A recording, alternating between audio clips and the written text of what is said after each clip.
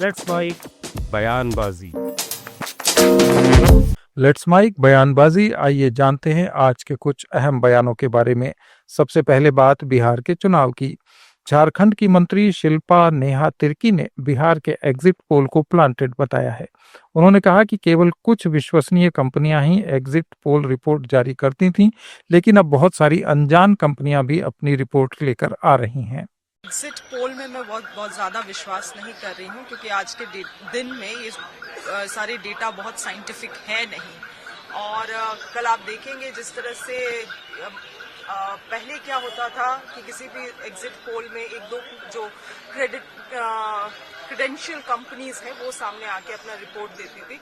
अभी ऐसे कंपनीज आके अपना एनालिसिस दे रहे हैं जिनके बारे में हम लोगों ने पहले कभी सुना भी नहीं है।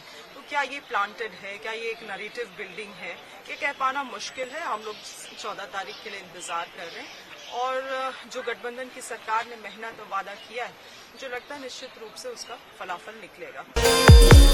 भारत में एक अज्ञात स्थान से पीटीआई को दिए इंटरव्यू में बांग्लादेश की पूर्व प्रधानमंत्री शेख हसीना ने बांग्लादेश में लोकतंत्र की बहाली पर ही अपनी वतन वापसी की बात कही है। उन्होंने कहा कि उनका वतन वापस जाना तभी संभव है जब लोकतंत्र बहाल होगा, अवामी लीग पर लगा प्रतिबंध हटाया जाएगा और स्वतंत्र, निष्पक्ष और समावेशी चुनाव कराए जाएंगे। शेख हसीना ने भारत सरकार और भारतीय जनता का शुक्रिया अदा करते हुए कहा कि भारत ने उन्हें सुरक्षा और आतिथ्य प्रदान किया है। बांग्लादेश की अंतरिम सरकार के प्रमुख मोहम्मद यूनुस पर उन्होंने आरोप लगाया कि उनका रवैया भारत के खिलाफ अतार्किक और आत्मघाती है। पेट्रोलियम मंत्री हरदीप सिंह पुरी ने कनाडा के अंतर्राष्ट्रीय व्यापार मंत्री मनिंदर सिंधु से मुलाकात की। दोनों मंत्रियों ने भारत और कनाडा के बीच हाइड्रोकार्बन बिजनेस पर विस्तृत चर्चा की, जो 2024-25 में $226.45 मिलियन तक पहुंच गया है। पुरी ने एक्स पर लिखा कि भारत के ऊर्जा क्षेत्र के संगठनों के लिए कनाडा के साथ सहयोग के व्यापक अवसर मौजूद हैं, जिससे क्रूड ऑयल, एलपीजी और एलएनजी की आपूर्ति श्रृंखला में विस्तार हो सकेगा। केंद्रीय मंत्रिमंडल ने दिल्ली में हुई आतंकी घटना की निंदा करते हुए एक प्रस्ताव पारित किया और पीड़ितों के प्रति श्रद्धांजलि अर्पित की। केंद्रीय मंत्री अश्विनी वैष्णव ने कहा कि देश ने 10 नवंबर को लाल किले के पास एक कार विस्फोट के माध्यम से राष्ट्र विरोधी ताकतों द्वारा अंजाम की गई एक जघन्य आतंकवादी घटना देखी है। मंत्रिमंडल निर्देश देता है कि घटना की जांच अत्यंत तत्परता और पेशेवर तरीके से की जाए। आज कैबिनेट की शुरुआत में एक रेजोल्यूशन पास हुआ जो मैं आपके सामने पढ़ के रखना चाहूंगा। The cabinet expressed its profound grief over the loss of lives in the terrorist incident involving a car explosion near the Red Fort in Delhi on the evening of 10th November 2025. The cabinet observed 2 minutes silence in honor of the innocent lives lost. The cabinet adopted the following resolution. This is the text of the resolution now. The country has witnessed a heinous terror incident perpetrated by anti-national forces through a car explosion near the Red Fort on the evening of 10th November 2025. The explosion resulted in multiple fatalities and caused injuries to several others.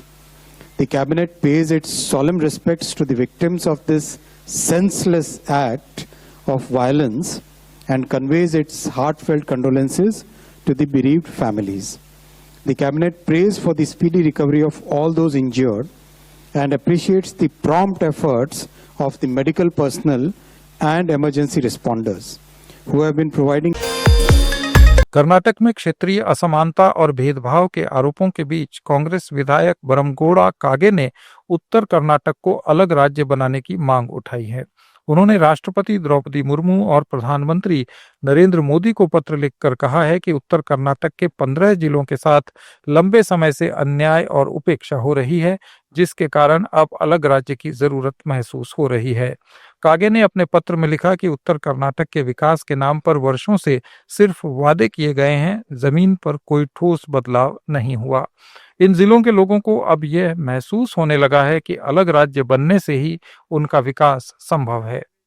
Separate राज्य होना कर्नाटक में करके एक letter prime minister, president of India और हमारा CM को पत्र लिखा है, क्योंकि वो क्यों लिखा है उसका डिटेल मैं बाद में बताऊंगा, लेकिन वो लेटर लिखा है वो सच है।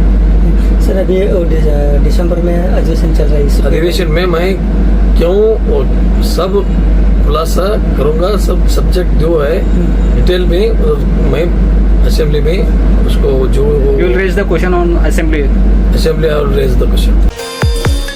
गुजरात के केवड़िया में स्टैच्यू ऑफ यूनिटी परिसर में शुरू हुए भारत पर्व 2025 के सांस्कृतिक आयोजन में उत्तर प्रदेश के मुख्यमंत्री योगी आदित्यनाथ ने गुजरात को देश का मार्गदर्शक राज्य बताया। योगी ने कहा कि गुजरात की भूमि सदा प्रेरणा देने वाली रही है और ये परंपरा आज की नहीं है। उन्होंने कहा कि भगवान श्री कृष्ण भी उत्तर प्रदेश की भूमि से आकर इसी पावन भूमि द्वारका में धर्म की स्थापना के लिए आए थे। स्टैच्यू ऑफ यूनिटी के सानिध्य में मैं उत्तर प्रदेश सरकार और उत्तर प्रदेश की जनता जनार्दन की ओर से आप सबका मैं हृदय से अभिनंदन करते हुए इस पावन धरा को कोटि कोटि नमन करता हूं। गुजरात सदैव से देश को एक राह दिखाने वाला राज्य रहा है और वह राह दिखाने वाला मार्ग आज से नहीं, याद करिए उत्तर प्रदेश की ही धरा से लीलाधारी भगवान श्री कृष्ण इस पावन धरा पर आए थे और द्वारिकाधीश बनकर के धर्म की स्थापना के कार्य को आगे बढ़ाए थे। पश्चिम बंगाल में बीजेपी ने मतदाता सूची में गड़बड़ियों का आरोप लगाया है। विपक्ष के नेता शुभेंदु अधिकारी ने दावा किया कि पार्टी ने राज्य भर में वोटर लिस्ट की जांच पूरी कर ली है और लाखों संदिग्ध नामों की जानकारी राज्य चुनाव आयोग को सौंपी है। अधिकारी ने कहा कि 13,25,000 ऐसे वोटर्स की रिपोर्ट दस्तावेजों के साथ दी गई है जिनके नाम 2 या 3 बार दर्ज हुए हैं। नोटिफिकेशन आया, टीएमसी का कहना है इलेक्शन कमीशन ये ऑल पार्टी मीटिंग का रेजुलेशन है। BJP demanded but TMC also demanded, CPM Congress also demanded. आप देखा जा रहा है कि बीएलओ के साथ में टीएमसी के बीएलएस हर जगह जा रहे हैं, वो लोग ही बीएलओ का काम कर रहे हैं। तो ये जो ये डेड वोटर्स है या शिफ्टेड वोटर्स है, इसलिए बीजेपी भी काम कर रहा है। बीजेपी भी काम कर रहा है। बीजेपी का 42,000 बीएलए 2 काम भी कर रहा है। हम लोग यहाँ इलेक्शन ऑफिस में जो काम आज जैसे 3,25,000 डबल ट्रिपल एंट्री का हम लोग सबमिट किया विद डॉक्यूमेंट्स। ये जो डॉक्यूमेंट्स दिए हैं आपने कुछ कंस्टिट्यूएंसी के दिए, क्या पॉसिबल है कि नहीं, पूरा प्रदेश का दिया है पेन ड्राइव में। 13,25,000 double triple entry voters we submitted to CO. एक पेन ड्राइव का दौरा पूरा दिया है और एग्जाम्पल 5 पार्लियामेंट सीट का hard copy print copy handover. Delhi में विस्फोट के बाद पुलिस ने गाड़ी खरीदने और बेचने वालों पर निगरानी बढ़ा दी है। एसीपी सोमनाथ परूथी ने कहा कि पुलिस ने ऐसे सभी डीलर्स की जांच शुरू कर दी है जो व्हीकल्स की खरीद बिक्री का काम करते हैं। उन्होंने कहा कि हाल ही में जो घटना हुई है उसके चलते एक विशेष अभियान चलाया गया है। जिन लोगों ने गाड़ियां खरीदी या बेची हैं उनके दस्तावेज एकत्र किए जा रहे हैं। कार डीलर को लेकर क्या आप लोग सजग कर रहे हैं, किस तरीके से तैयारी कर रहे हैं?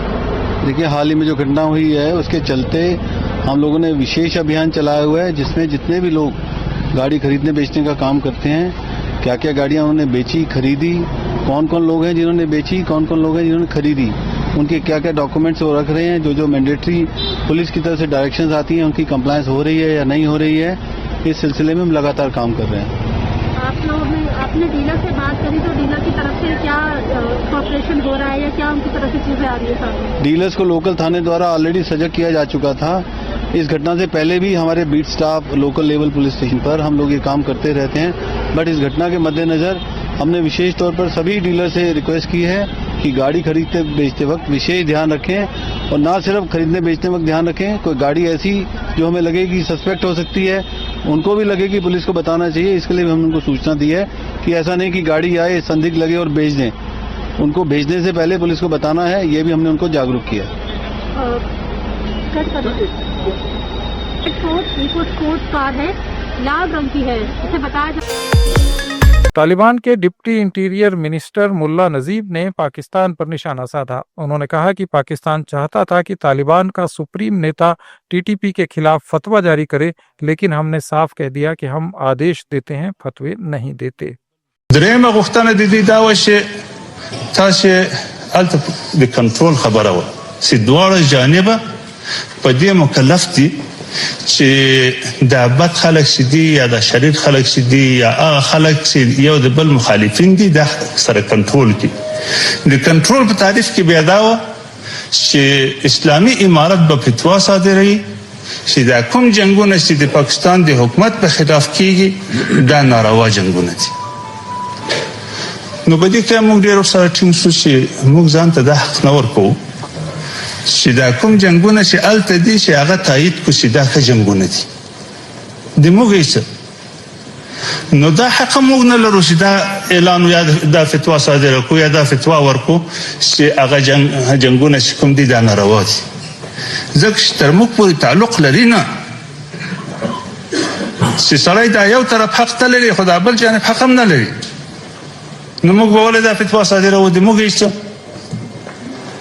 بیا خو د درېمان به بیا موږ ته ډېر ټینګ شو چې تاسو دا شیخ صاحب ته ووایئ چې یو فتوا صادره کړي خیر د پاکستان کې به دا جنګ آرام شي دا جنګ به کرار شي دا درېمان خو ډېر مخلصین خلک وو دا کوم اساسیتونه چې د موږ په مابین کې ستا په دغو ډېرو اساسیتو باندې ډېر لږ کوم نه وو نو په دې به موږ ته اخته وو. अमेरिका की white house press secretary Karoline Leavitt ने डेमोक्रेटिक पार्टी पर निशाना साधा है।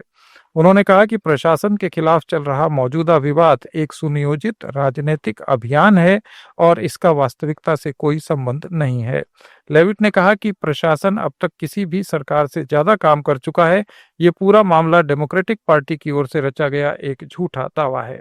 This administration has done more with respect to transparency when it comes to Jeffrey Epstein than any administration ever. In fact, this administration, the Department of Justice, has turned over tens of thousands of documents to the American people. We are cooperating and showing support for the House Oversight Committee. That's part of the reason you are seeing these documents that were released today, because of the House Oversight Committee's and Republicans' efforts to get these out to the public. This administration also moved, the Department of Justice also moved to unseal grand jury testimony, which we know, unfortunately, a judge declined those requests. So this administration has done more than any, and it just shows how this is truly a manufactured hoax by the Democrat Party. For now they're talking about it all of a sudden because President Trump is in the Oval Office. But when Joe Biden was sitting in there, the Democrats never brought this up. This wasn't an issue that they cared about because they actually don't care about the victims in these cases. They care about trying to score political points against President Trump, as we have, of course, seen with this government shutdown. And this entire thing, again, it's not a coincidence to the American people at home. There are no coincidences in Washington, D.C. And it is not a coincidence that the Democrats leaked these emails to the fake news this morning ahead of Republicans reopening the government. This is another distraction campaign by the Democrat and the liberal media, and it's why I'm being asked questions about Epstein instead of the government reopening because of Republicans and President Trump. ये थे आज के कुछ अहम बयान। Updates के लिए जुड़े रहिए लेट्स माइक के साथ।